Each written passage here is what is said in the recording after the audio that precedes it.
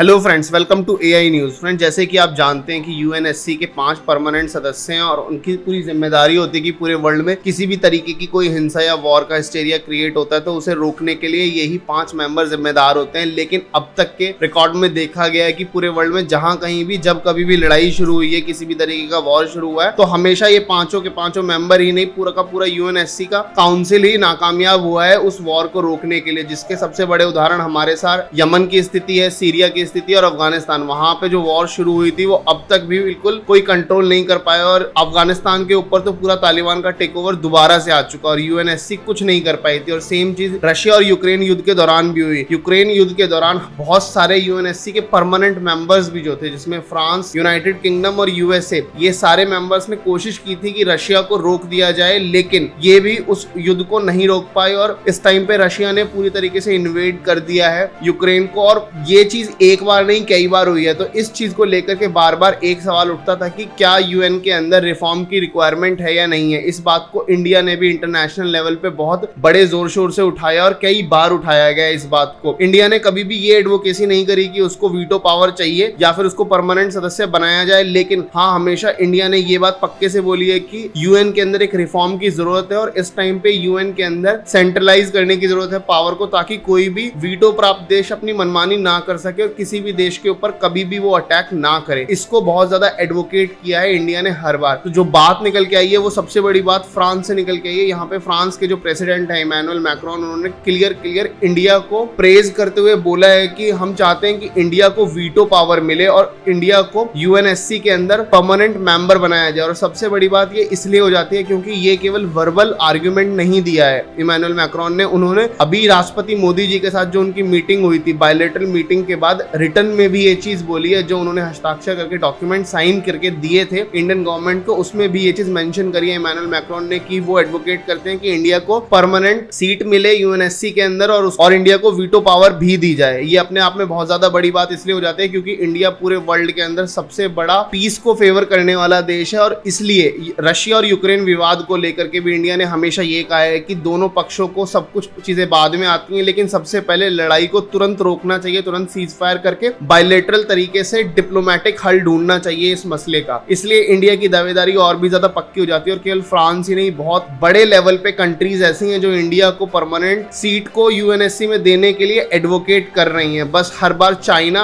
आकर के अड़ंगा अड़ा देता था। लेकिन आपको क्या लगता है कि आने वाले कुछ समय में यूएनएससी के अंदर रिफॉर्म्स देखने को मिलेंगे या फिर ये इसी तरीके से चलता रहेगा जैसे अब तक चलता है? अपनी राय हमें कमेंट करके बताना बिल्कुल ना भूलें। Thank you very much for watching this video.